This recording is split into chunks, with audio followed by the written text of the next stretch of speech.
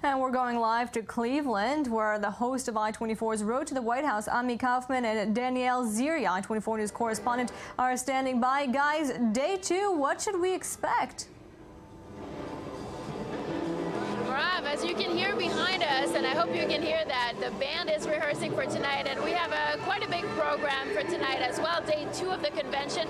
And today is very important because today is the day that Donald Trump becomes officially the Republican nominee, right? Exactly. This is a really big day for the delegates, especially. This is really what they've been waiting for, to vote state by state and elect Donald Trump and Mike Pence as the vice president. This is it's a really interesting ceremony as well. It lasts a few hours, going state by state, everybody cheering as the procession goes along.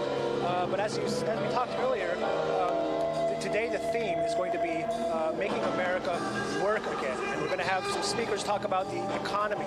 And leading, by the way, the vote that I just talked about earlier is Speaker of the House Paul Ryan and Senate Majority Leader Mitch McConnell. And later afterwards, we're going to have Chris Christie, Ben Carson, and some more family members after Melania yesterday. We're going to have Donald Trump Jr. and Tiffany Trump, who, as we know, is a sociology major, and she's dabbled in modeling and some music as well. So, you know, we wanted to talk about also something we've noticed yesterday with the speakers during the prime time of this convention. There was one speaker who was the mother of one of the victims from Benghazi. And that brings me to talk about, you know, how we've noticed, Merav, that in this convention, it's much more about being anti-Clinton than it is about being pro-Trump. I think, you know, you and I, Ami, have seen outside the merchandising and the things that are being sold, there's just as much merchandising for pro-Trump that there is. And the bumper stickers and the mugs, everything, a lot of anti-Hillary stuff. A lot of anti-Hillary, and that also sort of reflects this difficulty that the GOP has to really rally behind their candidate. It's been difficult for them to really support him, and still everyone that we've heard on stage last night was a bit on the fence of that still, and decided to speak more about how we want to defeat Clinton and unifying the party rather than the actual candidate. And I just have to add that I think today we're going to see things a bit more smooth sailing than what we did yesterday. Yesterday was bumpy, particularly with that rebellion that we saw in the morning that was squashed very easily, and then Melania Trump. I think today is going to be a little smoother for the GOP. Merav, back to you. Danielle and Ami will be coming back to you in just a short while for more about Melania Trump. But beforehand, I-24 News Foreign Affairs correspondent Owen Alterman with us here in studio. Owen, good evening. Good evening. First day was not really what was on the agenda coming into this convention. Merav, this convention is seriously off script. And just to understand how unusual this is, American political conventions are highly scripted.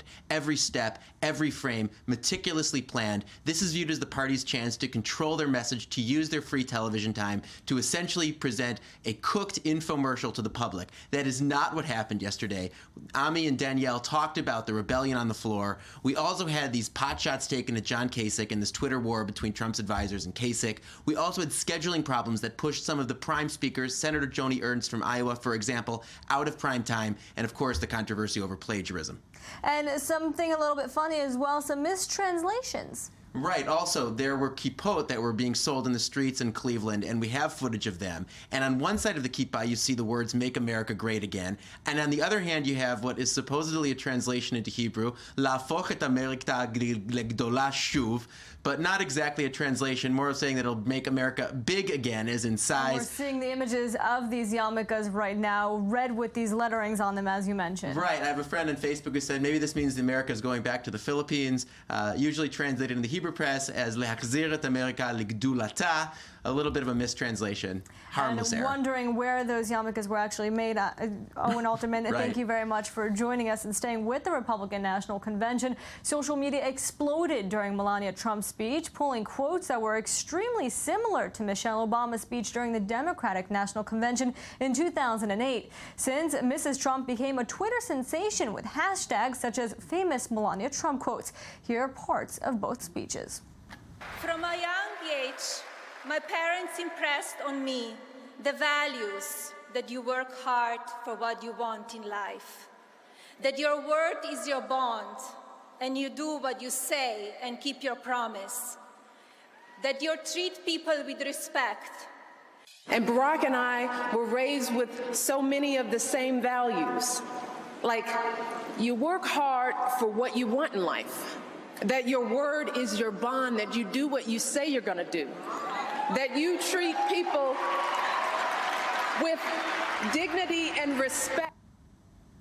And going back to Cleveland to Danielle and Ami, what are people in Cleveland saying about this alleged plagiarism? Well, you know, Merav, there's a lot of talk about it, actually, whether it's social media or just people around here. But definitely a lot of similarities in those speeches. We could say plagiarism here. But, you know, we were mentioning the intern who probably wrote that speech, who's probably going to be fired, right? Way too similar, in my opinion. But there actually have been calls, Danielle, for Reince Priebus, the chairman of the RNC, to fire whoever wrote that speech. Now, we know that the GOP came out with an official statement saying that there were a few writers who helped Melania write the speech, but this is contradictory to what Melania said a few days earlier, that she was writing it by herself. So what is the right story? A campaign manager, Paul Manafort, went on media today saying that this is all because of Hillary's campaign pumping this up, because they're trying to divert the attention from all the Benghazi statements that were on the stage yesterday. Clinton campaign responded saying that you cannot blame everything that goes wrong in the GOP on Hillary Clinton.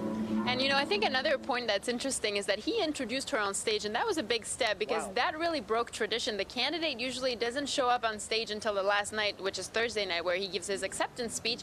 He decided to break tradition. I think it's important to note that because it's this desire that Donald Trump has to always, you know, rebel against the tradition, to be different and to remain this outsider. And so even though he just stepped on the stage for really about 30 seconds saying, I'm glad to introduce my wife, the future First Lady of the United States. It was a very meaningless thing, but he flew all the way here to do that, and I think that's a very, very Trump statement, But he right? came out with the smoke and the silhouette like it was a wrestling game, right? It was pretty crazy to watch. It's very Donald Trump, right? Yes, it is. Back to you, Merav. Danielle and Ami, thank you very much.